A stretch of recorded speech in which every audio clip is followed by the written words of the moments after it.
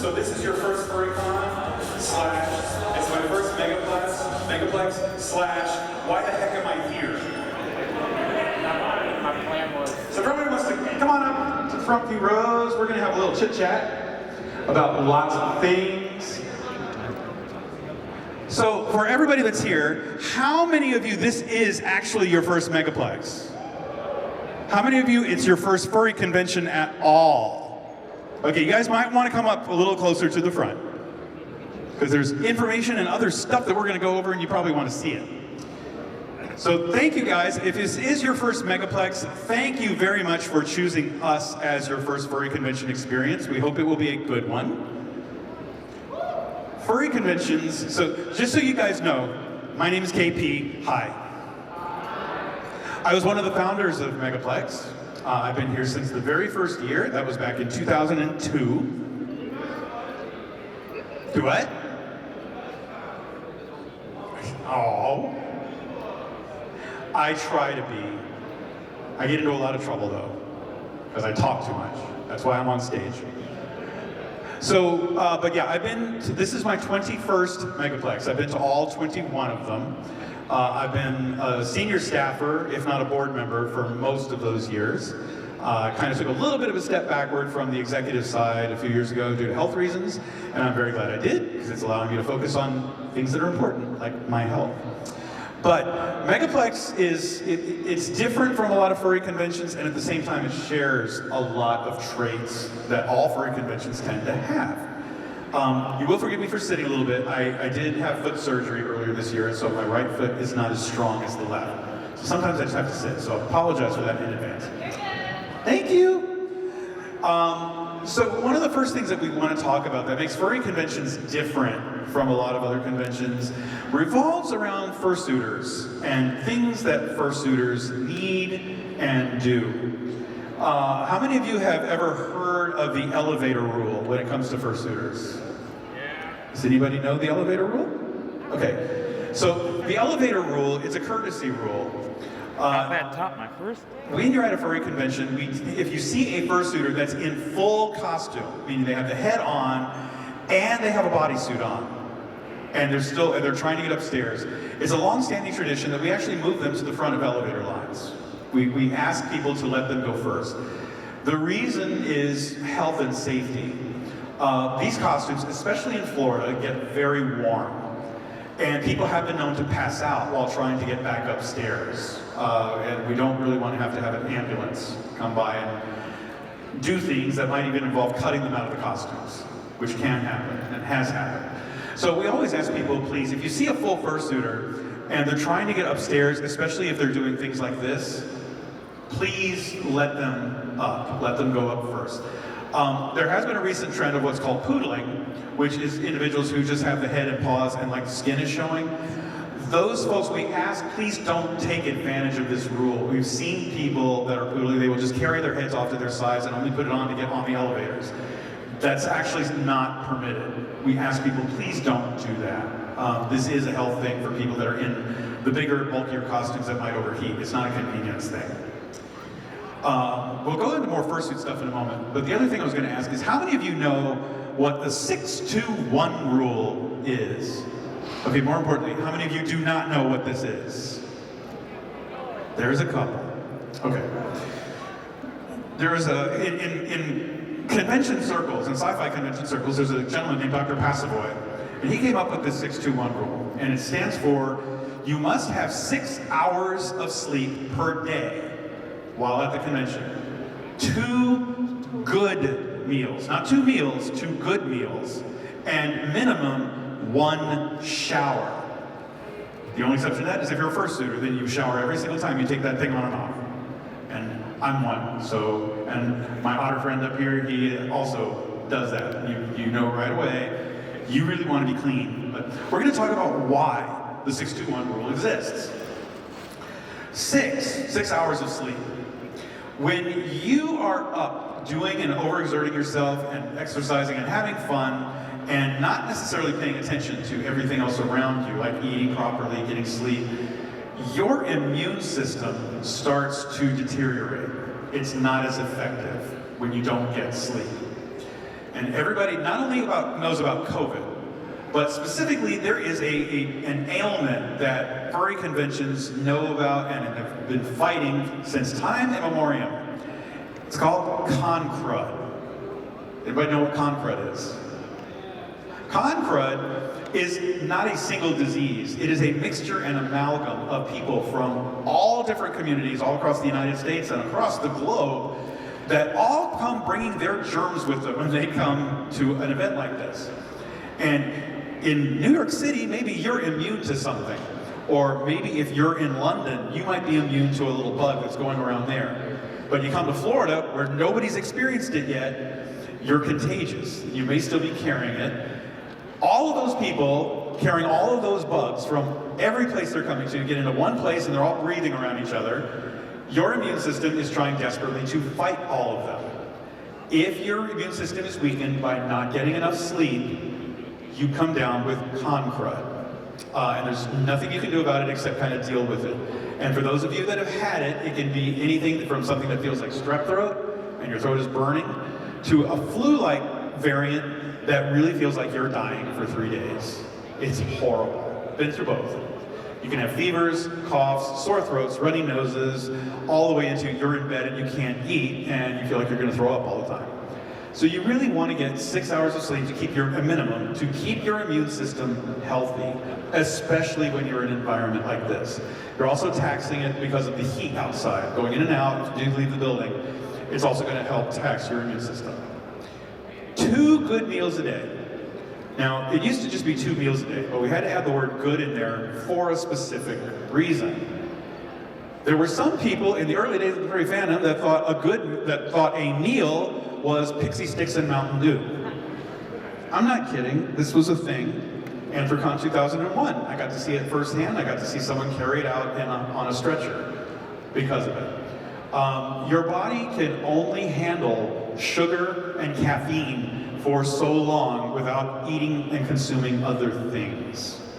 You can't live like that. When your body gets taxed like that, you're going to eventually crash, and crash hard. And you can't pass out from it. So we do ask that you eat at least 2 good meals a day. A good meal could involve like a granola bar, maybe a little sandwich, possibly grabbing a hamburger, something that has protein, has some vegetable or some kind of plant substance, and some bread. It's not hard, but we ask that you keep an eye on yourself. Don't not eat. There was an incident at AnthroCon where a person collapsed in one of the hallways, down on the con floor. And the first question that was asked was, when was the last time you ate? And he was like, Friday morning. He literally was having so much fun, he forgot to eat until Sunday. He just wasn't thinking about it, and it made him sick, it made him pass out. So please, eat 2 good meals a day. 1 shower per day, minimum. The human olfactory system, which is your nose and your sense of smell, is the weakest. It's among the weakest in the entire animal kingdom.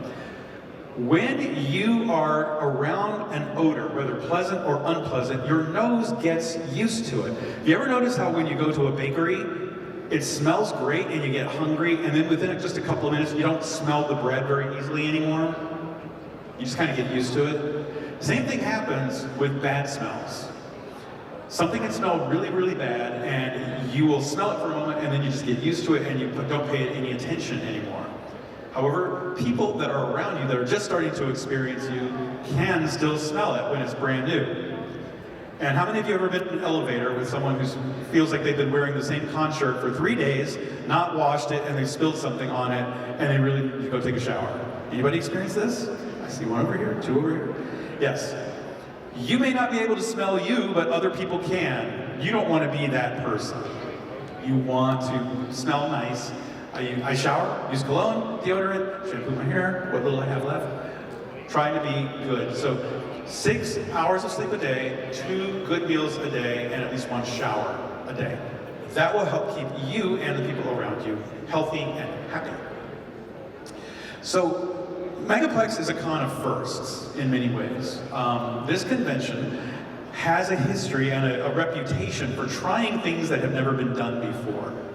How many of you are aware that at a lot of conventions, People that are high dollar sponsors get seats on the front row or the first couple of rows. Anybody ever heard of that?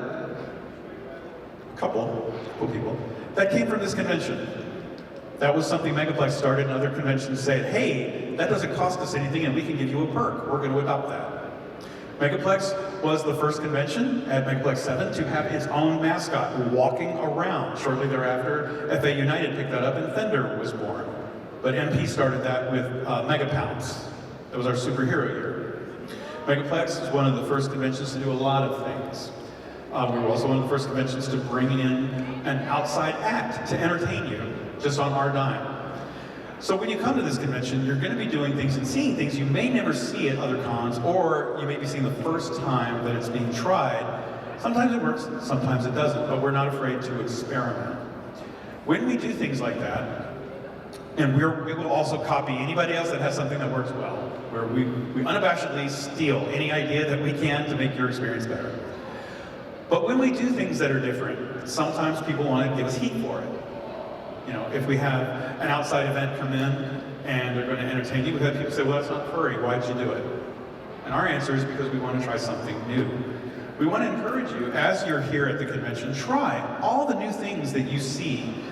Do something different. If you've been to a lot of furry conventions before, or a lot of conventions before, don't do the same thing. There are opportunities here that you might not have at other places. We want to encourage you to have a lot of fun with us. One of the things that we always talk about, though, is interacting with fursuiters, because that is something unique to furry conventions. And I'm going to have some of my friends kind of come up. I have to stay up on the stage behind this orange line so you can hear me. But if I can have a couple of fursuiters, Fuma, if you want to come up, and a couple of others, please just walk on up here in fursuit, right up in front of the stage. There we go. We got a few people here. And guys, why don't you actually come on up here on stage. I'm going to have you come up on stage. Just walk around this curtain, and there's some stairs right here. We're going to have some, Night is going to help them out. Come on up here. I'm going to move these glasses of water so they don't spill anywhere. These back here. We're going to have a few fursuiters come up, and we're going to explain a few things about fursuits, which are unique to furry conventions. It's not normal cosplay, and why we want to be careful and do certain things with these. So you want to stay inside the orange lines. Come on up here, right up here toward the front. This is Fuma. He's a green otter. He's been chocolate chip. And we have, what is your name? Cece. You're a griffin, correct? Can. Okay, come on over here, stand next to Fuma. And you are, let me see your badge name. It is Juno. Ginger Wolf. Timberwolf. Come stand right over here. And then we have, I want to make sure I get the name right, Uber Blue Dragon. So we're going to take a look at these. A big round of applause for our fursuiters. We are going to ask a little question of folks. I want you to take a look at these, and I want you to guess what is currently the average price for a brand new full body fursuit. So 3 of these are full body, looks like. What do you think the average price is? I hear $5,000, 3 to 5K. Anybody else? 6,000. Anybody else? Okay, none of y'all have gone over. That's good. It's like the Price is Right. Who's closer without going over? Oh, Bob. The actual average price for a new full-body fursuit is somewhere between $6,000 and $8,000 on average. Depends on the builder. Some are lower, some are way higher. Does anybody know currently what the most expensive fursuit on the planet cost? Hold on, how much? 25 grand is one bid. 10,000. How much? 15,000. To my knowledge, currently the most expensive fursuit in the world resides in either Europe or Japan, depending on where they are. And it was $18,500. It has animatronics and LEDs attached to it. It has a bodysuit that can light up. The muzzle can snarl and pull back. Teeth can be bared. The ears can splay. It's extremely complex. These are probably not quite that elaborate. However, they are still expensive. The reason we talk about that price is not to impress, but to warn. There are things about these costumes that can be easily damaged. First of all, how many of you like Cheetos? How many of you like Doritos? How many of you like any kind of food that can leave residue on your hands? If you nibble on anything that can leave residue on your hands, please go wash them before you start interacting with fursuiters. Also, if you're going to hug someone, please do not come up with a Bloody Mary or strawberry Kool-Aid or anything that can stain. We did have an incident about, 4 years ago, Night, I think, where somebody ran up to hug a fursuiter, forgot that they had a strawberry daiquiri type drink in their hand, and when they reached up to hug them, it spilled all over the white belly fur of a fursuiter. And they had to wash it to get it out, which meant it was going to take a full day to dry in Florida heat and humidity. It ruined that fursuiters convention. Please be aware that these suits will pick up dirt. They do, and you can see it, and the fursuiters don't like having to clean it. So please keep your hands clean if you're gonna hug somebody.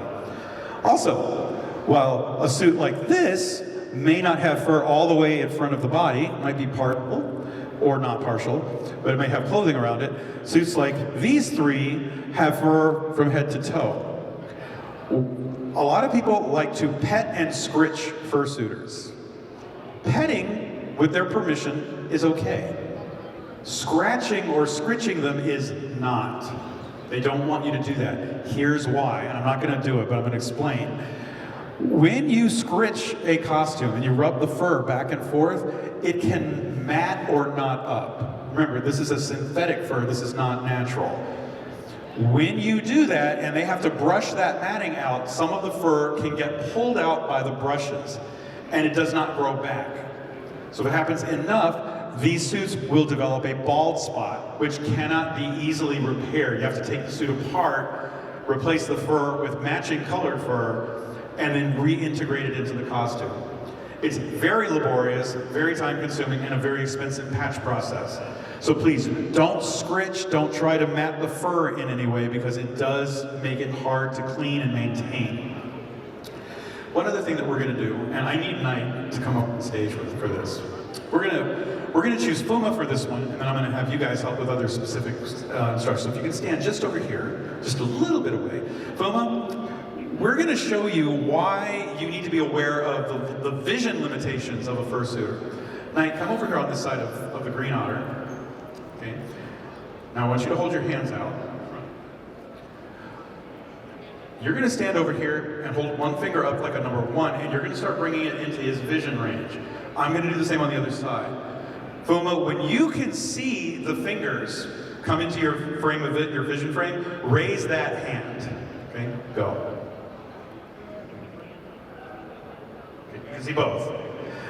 This is the range of vision that Fuma has. Everything outside of it is invisible to him, it's blocked. Yes. Now we're gonna do the same thing top and bottom. So, Night, you start at the bottom and work your way up to the muzzle. I'm gonna start from the top of his eyes, and when you can see them, raise your hands. One and one. Okay. So that means he is looking through a cube about yay wide and yay tall. That is his entire field of vision. Imagine if you had to drive with that kind of a limitation. You wouldn't be able to do it because you'd be looking side to side all the time. They cannot see anything down here, meaning trash cans, small people running up to them. You know, we don't have any under 18s this year, but there were children in the past that would run up and they can't see them and they hit them right about here. And this is also not necessarily his tummy. It could be something else happening to the person inside at this level, and people can hit them. They can trip, they can fall. We have had dislocated elbows or dislocated arms, dislocated knees, sprains from people not able to see them. Be aware when you're interacting with them that they have a very limited field of vision. One other thing that we're going to talk about, we're going to use this fursuiter right here. There's some hand signals that fursuiters tend to use to communicate with you because a lot of them don't want to talk. Some do. Fuma, I know, does not like to talk. He likes to keep the magic alive. But if you were feeling exceptionally hot, how would you signal to someone, hey, I'm starting to overheat? Fanning yourself. Someone said, if you wanted to have a picture taken, what kind of a signal would you use to say, hey, picture? Thumbs up or camera, like take a picture, like that. If you were going to say, hey, I've got to go, people are trying to interact with you, but you're like, no, I gotta go. Usually they'll say no and they'll point in a direction. If you see a fursuiter doing this, combined with this, get out of their way. They're overheating and they need to get somewhere so that they don't pass out. So those are some of the signals that are used. Let's use our Timberwolf over here. I'm gonna step right over here. Our Timberwolf over here. Other things about fursuiters that are a little different from everybody else. And it's kind of an awkward thing to talk about. A lot of people like to run up and just hug people without asking permission. We've got a saying, fursuiting or cosplay is not consent. If you were just looking at this fursuiter, stand forward just a little bit. If you were looking at this person, is this person a guy or a girl? You're just looking at them, how do you know? If this person has a specific problem where you can't touch them, they may have an injury, how do you know? If this person might actually be someone that needs to be left alone for a minute, something is going on, they just received bad news and they're trying to hide because they're dealing with something, how do you know? You don't, that's the answer. When you're dealing with a fursuiter, it is always best to ask permission if you're going to want to take a photograph, if you want to shoot a video, if you want to interact, just always ask permission.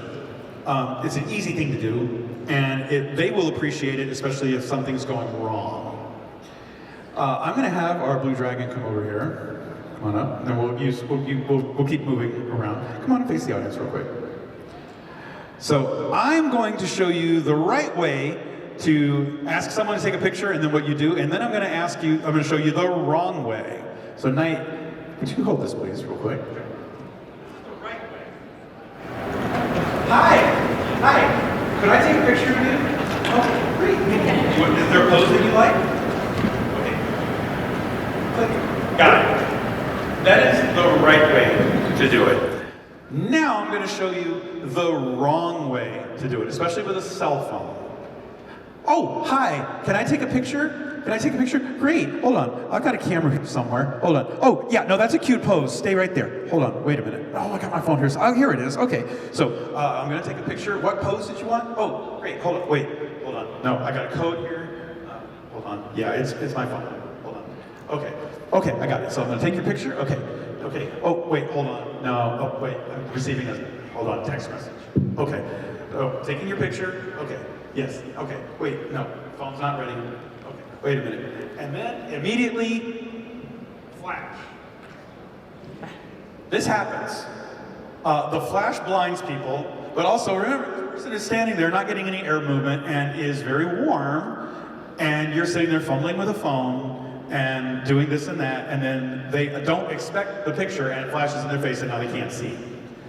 When you're ready to take a photograph of anybody, but especially a fursuiter, have the camera pretty much ready to go. If there is a flash, let them know that there's a flash so they can close their eyes in the suit and do it fairly quickly.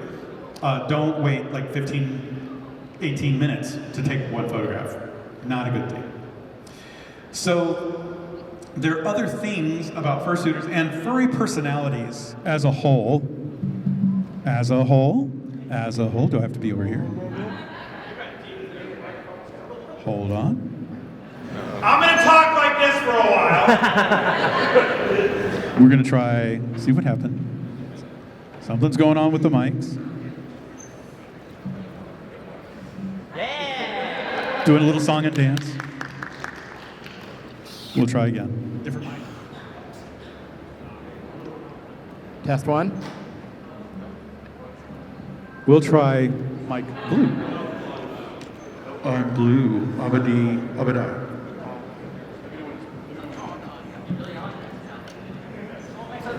Watch your tails back while we're getting mic sticks.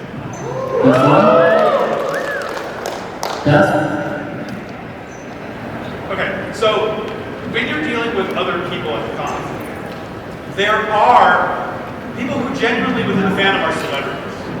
They get a lot of people that come up to them, they ask them questions, they want to take pictures. Sometimes they're in the dealer's room. And this works both with dealers and with anybody that might have a level of popularity. Test one. Cool. I feel little. Can anybody hear me? We're gonna keep talking like this. We're gonna pretend that I am a really cute fursuiter who has a lot of followers. Wait, what? They just dropped. Okay. So when you're in a place that has a celebrity, especially if they're in the dealer's room, they're there to make money. They're trying to sell things. If you're standing in front of them while they're trying really hard to conduct business, you might be taking money out of their pocket. There are ways of doing this, but I normally have another actor up here that helps.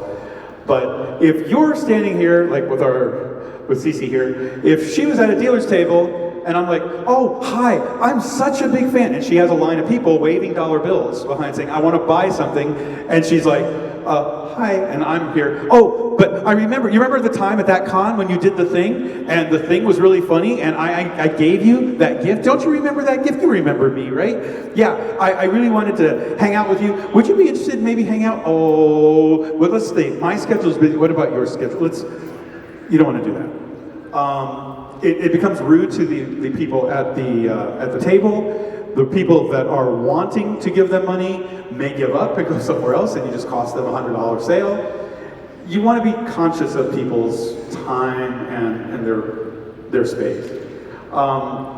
There is an incident that happened at a convention a while back involving Uncle Kage, and I usually do this with him, but I'll kind of explain what happened. There was a person who really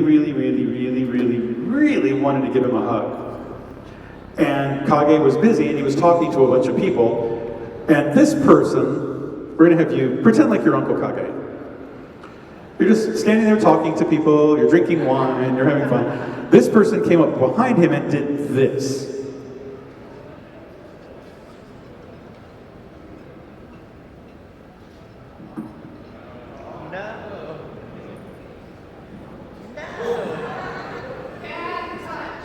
Yes. They did that and then proceeded to lick the back of his neck.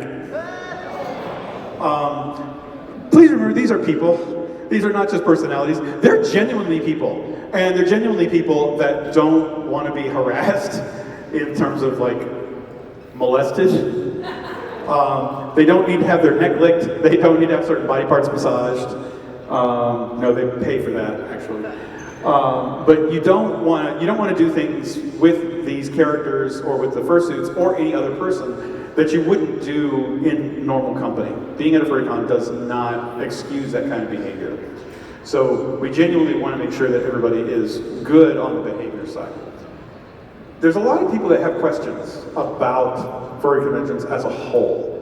One other thing, lost and found.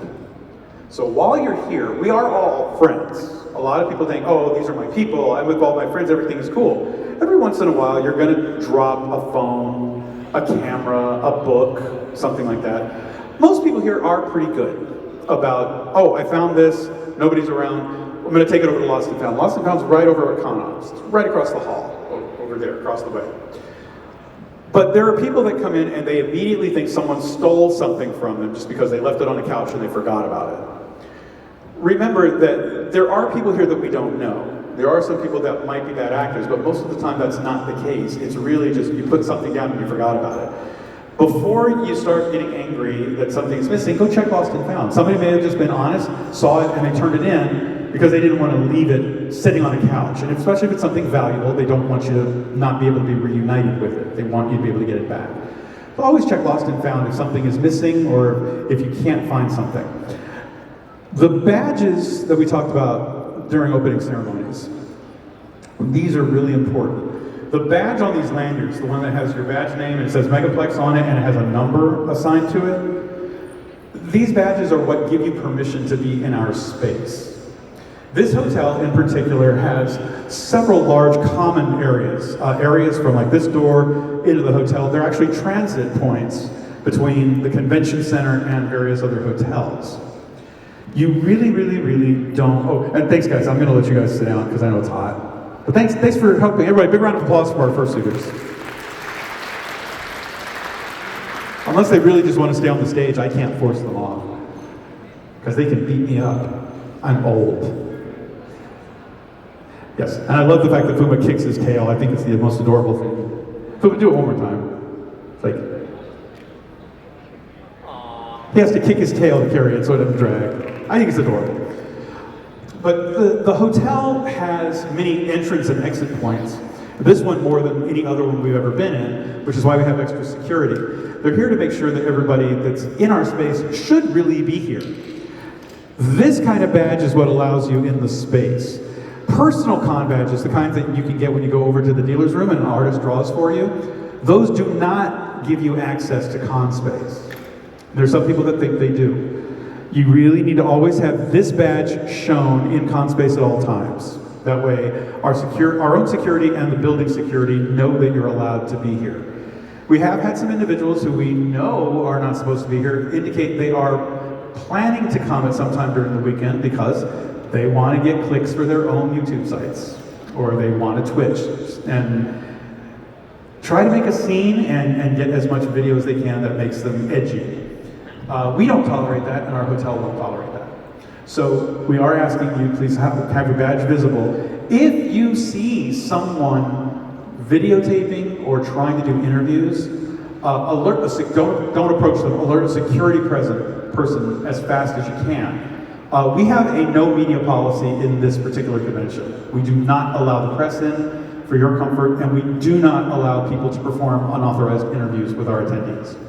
We're very strict on that, and we police it pretty rigidly. And again, that's because we don't want anybody doing anything that will make you guys uncomfortable. So those are a lot of the baseline rules. At this point, I usually open the floor up to people who may be here for the first time and you saw something you don't understand or there's something you're curious about. Is there anybody out there that has a question of any type that you would like to ask? Yes, why don't you come up here so I can hear you? If you do, come on up here, like you can stand up here so I can see you. You're kind of in a dark area and I can't see very easily into the darkness. Yes?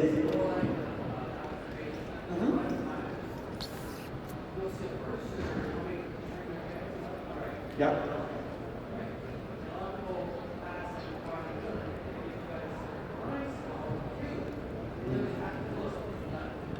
Yes, so he's indicating that when you see a lot of fursuiters, sometimes they're looking left and right a lot, and he was saying, well, that's because they have that cube of vision, that kind of tunnel that they're looking through. That's very true. And the best way that I can describe it is imagine putting 2 toilet paper rolls or paper towel rolls over your eyes and look through that. You really have to scan a lot to do that. So yes, that's the reason why it's limited vision. Does anybody else have a question about something at the convention that you're curious about? That you'd really like to know about? Anybody? Come on, I know you have more questions than that. I'm going to give you one, and again, this will tell you exactly where we need to go with questions. Megaplex used to be a convention where people of any age could come. This year, it's 18 up only. Anybody curious why? Some politician. That's pretty accurate.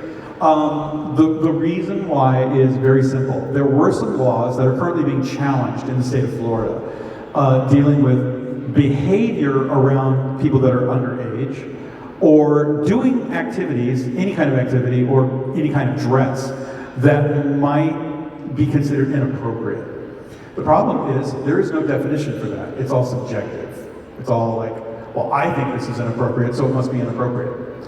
Because there's no hard and fast guideline that we can write down simply, and because this was targeted towards people under the age of 18, the convention, for simplicity and safety reasons, opted to not be a family event this year. That is still being reviewed, and that may change in the future, but it's because we want to make sure that there's nobody attracted to this event that could say, well, look at what these people are doing, we have to police them. We don't need that kind of person here. So we're basically saying, hey, we're going to keep it all up 18 and over, so it's all adults. Doesn't mean the code of conduct has changed. Everything in the code of conduct is exactly the same as it was before that rule was made. This is just a response to that law and people trying to twist it. So that's why we did that. Are there any other questions? I saw something, but I can't really tell. Come on up. Yeah, come on up. Yes. Is there a place where we can get gender identity ribbons? Okay, and your other question? And your other question? You said yes. The other one is, would they qualify for the elevator rule, the BCC? Well, what about the elevator rule? I'm sorry. You mentioned a rule about like letting fursuiters in the elevator, but then you also mentioned. Oh, yes, I can clarify. Yes, I can clarify that. So the first question was about where can you get gender identity ribbons? You can go up to registration. They should have registration gender identity ribbons if there are any available. We've had a large demand for them, so I hope we didn't run out. But that's the place where you would normally go. Also, you can check with ConOps, which is right across the hall. It's in the rooms right under that escalator. You can go over there and say, hey, do you have any gender identity ribbons, or do I have to go up to registration? One of those two locations will have those. For the elevator rule, the question was about fursuiters like Cece that are partial as opposed to having a full suit. There's a difference. Yeah, there's a difference between partialing and poodling. There's a big debate within the fursuit community going on about it, but essentially, if you are in a full costume, meaning you are covered head to toe, even if you have like regular pants and a regular shirt and you're wearing just things for arms, and your head is covered, if you can't see any skin, and it's a head to toe look, we consider it a full costume. Those are more difficult for people to take off if they start overheating, which is the reason for that rule. If you see someone who is just putting a head on and they're constantly taking it off and constantly putting it back on, they obviously have no problem removing it while they're standing in line. So we don't want people just putting a head on to abuse that rule. But if you have a full head to toe costume and it's difficult to remove, that's when, or for character integrity's sake, you want to keep it on, that's when that rule is in place. And it's just a courtesy rule. It's like, hey, do you guys need to go ahead of us so that you can get to your room faster? If they say yes, then you let them on. Some will say no. They're like, we're fine. I've got a fan in my head and I'm cool. So that's the reason for that. Yep, absolutely. Anybody else? Like I said, any question? There's no dumb question here. What does security and staff look like? What does security and staff look like? Hopefully they're invisible. Most of our security our con security teams are wearing a yellow vest right now. There are some individuals that are not. If they're really, really old school, they're wearing a green bowling shirt or a polo that has green accents on it that says Megaplex. Green is our security team. We don't like to use red because of the connotations of Star Trek and red shirts. We don't want people to think that they're able to be killed. So we have green as a friendlier color. But if you see someone that's walking around with a vest on, high visibility vest, those are our security team. Hotel security is going to be very visibly marked, including the sheriff's department, because we do have sheriffs here, especially at night. I will mention also from a security perspective, there will be canine units here through the course of the weekend. Again, that's a more visible force. Please don't pet the canine dogs, the canine team. They are police animals, and they really don't respond well to the pets from people that they don't know. They need to be around their handlers. So let them do their job, just leave them be, and everybody's fine. Yes? I was saying if you need staff, to show what staff looks like. What's the staff look like? They're always tired. Some of them collapse. But yeah, if you want to see a staff members tend to have these kinds of shirts. If you don't see something that's like a polo shirt or a bowling shirt that says Megaplex, these big, bright, colorful character shirts, if you turn around, you have Typhon on the back this year, and we have Pounce on the front. They'll have Megaplex on the sleeve, and it will say staff on the other sleeve. There are shirts like this for sale, but they do not have the Megaplex logo and the word staff on the side. That's how you can identify them. By the way, this is little Typhon. Typhon plush, you can purchase them, they're $65. He has abs, for those of you that like plushes that have abs. And his 2 different paws and his 2 different eyes are different color. And if you take his jacket off, he has tattoos across his back. And the tattoos are important to next year's theme. We're actually starting that already. So, but this is what a staff member looks like. And again, on their face, they're going to fall asleep, they're tired, they're overworked and overrun and not paid anything. So, anybody else have a question? Do you see a fursuiter sitting in a chair or sitting down? And then Oh, okay, yes. So if you see a fursuiter, that, especially if they're laid out on the floor and they look like they passed out and they're tired, they could just be resting and trying to stretch their back out. I do that. If you see a fursuiter, it is appropriate to walk over to them and ask and say, "Are you okay?" If they don't respond, the only touching that you can do, tap them on the shoulder and say, "Excuse me, are you okay?" If they are non-responsive and you have asked them 2 or 3 times, go get a security team member right away. They may be unconscious. It's happened. There are people that overdo it. They don't realize how hot it is in Florida. They don't realize how taxing it can be on the system. And they have laid down on the floor and passed out, and they're not waking up. We do not encourage fursuiters to do that. We don't want you to take a ride down to Advent Health Hospital in a happy, flashy rave mobile. Those ambulance rides tend to run about $1,500. They bill you. Places are good about billing nowadays, but they don't. We don't want you to have to take a ride in an ambulance if you don't have to. It'll ruin your con. It will ruin your bank account, and it's not fun. The other important thing, especially about fursuiters, if you decide to imbibe in an alcoholic libation, if you want to have a drink, and you decide that you are going to overdo it in fursuit, if you have to go to a hospital in fursuit, or you pass out in fursuit, when the medics arrive, they don't care how much that costume costs. Their job is to get you out of there to make sure you don't die. And they will cut the fursuit off, and it is 100% legal with no repercussions for them. So if you paid $8,000 for that fursuit and you get drunk and the ambulance has to take you away, they're going to take a couple of pairs of shears and they're going to slice you out of that suit, and you're not going to have it. And it's happened once. That's why we tell you, don't overdo it in a fursuit and need an ambulance, because you can't control whether or not they're going to cut that suit off of you. And it's real expensive to replace. Any other questions, thoughts, concerns, anything you want to see me do that doesn't involve a pie in the face? Don't haggle with the dealers. Yes, this is not the marketplace. This is not a flea market. The dealers are there to make money. They have a lot of them have set pricing. Please don't haggle with them. If you don't like the pricing, just say thank you and walk away. Or say thank you, I'm afraid I can't do that, but thanks anyway. Don't badger them, don't try to haggle with them, and don't insult them by saying, well, I got a drawing over there and he only charged me $5, why do you want to charge $50? That's insulting to them. They charge whatever the market will bear for their work.